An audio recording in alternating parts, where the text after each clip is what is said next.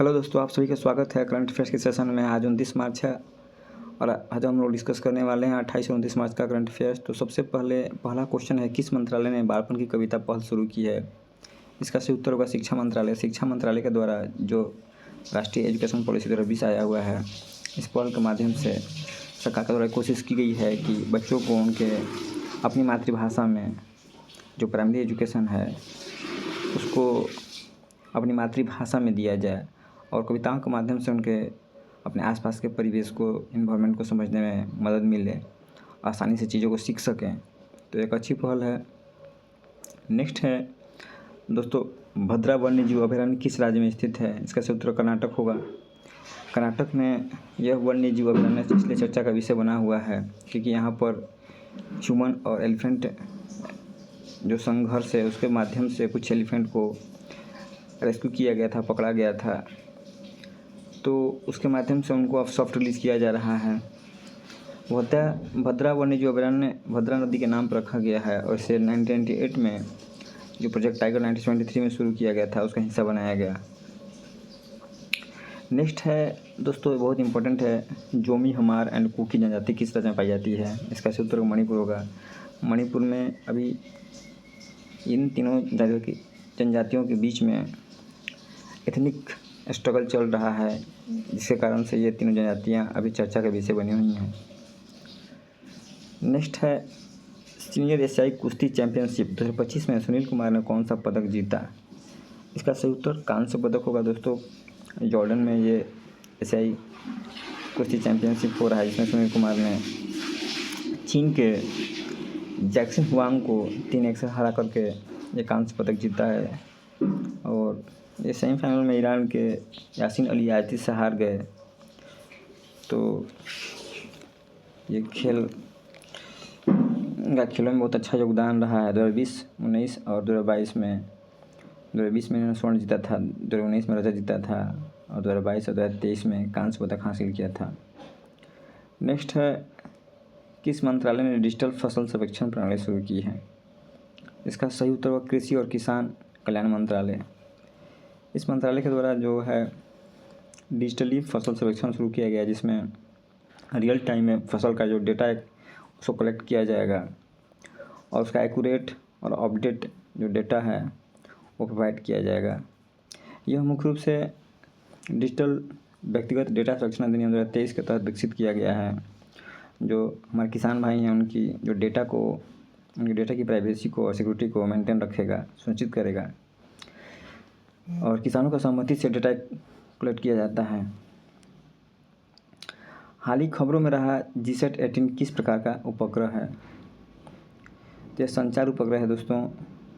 और अभी हाल ही में यह चर्चा का विषय इसलिए बन गया कि जो हमारे लोक लेखा समिति है उन्होंने ये मुद्दा उठाया था कि जो भी संचार उपग्रह उसमें जो ट्रांसपॉन्डर है वो काम नहीं कर रहे हैं, जिसके कारण से रेवेन्यू जनरेट में आर्थिक नुकसान उठाना पड़ रहा है। तो उन्होंने एक तरह से जो निष्क्रिय ट्रांसपॉन्डर हैं उनकी उपयोगिता को लेकर सवाल उठाए हैं। ट्रांसपॉन्डर दोस्तों जो एक कम्युनिकेशन सैटेलाइट का एक यंत्र है, जिसके माध्यम से जो रेडियो फ्रिक्वेंसी है उसको वो वापस पृथ्वी पे रिफ्लेक्ट करता है। तो संचार उपग्रह में काम किया जाता है, जिसके माध्यम से जो हम टेलीविज़न और इंटरनेट सेवाओं का उपयोग कर पाते हैं। तो GSAT-18 एक संचार उपग्रह है और इसरो ने इसे 2016 में लॉन्च किया था और यह एरियन 5 जो फ्रांस का रॉकेट लॉन्चर है उसे फ्रेंच गुयाना कोरी से एरियन 5 VA-231 से लॉन्च किया गया था। इसका मिशन लाइफ था 15 वर्ष 2032 तक। नेक्स्ट है, vertical launch short range surface to air missile किस संगठन द्वारा विकसित की गई? इसका सही उत्तर DRDO होगा।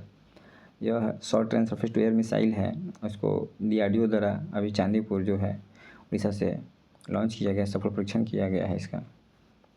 मुख्य रूप से यह सरफेस टू एयर मिसाइल है और यह short surface to air missile है दोस्तों, जो बहुत ही कम समय में प्रतिक्रिया देता है और इसका रेंज 40 किलोमीटर के आसपास है और इसको बढ़ाकर के 80 किलोमीटर तक किया जा सकता है। तो ये इंडिजीनियस है। नेक्स्ट है पीएम वाणी योजना किस क्षेत्र से संबंधित है? तो ये हो गया इंटरनेट सेवाओं, इसका सही उत्तर।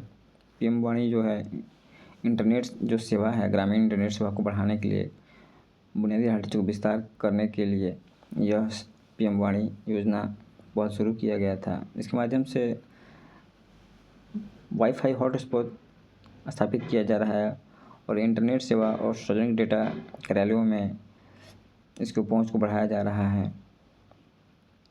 नेक्स्ट है दोस्तों गया मिशन। गया मिशन का मुख्य उद्देश्य क्या था? इसका सही उत्तर मिल्की वे आकाशगंगा का अध्ययन करना है। जो हमारे ये मिशन 2013 में यूरोपियन स्पेस एजेंसी के माध्यम से छोड़ा गया था, उन्होंने छोड़ा था इसे, और यह मिशन 27 मार्च 2025 को अपना मिशन पूरा कर लिया है।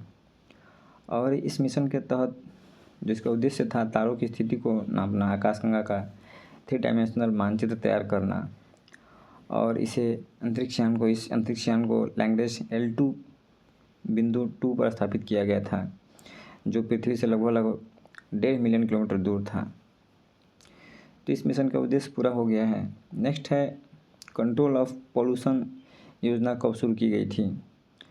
ये 2018 में शुरू किया गया था और इस योजना का उद्देश्य था भारत में वायु, जल और ध्वनि प्रदूषण की निगरानी करना।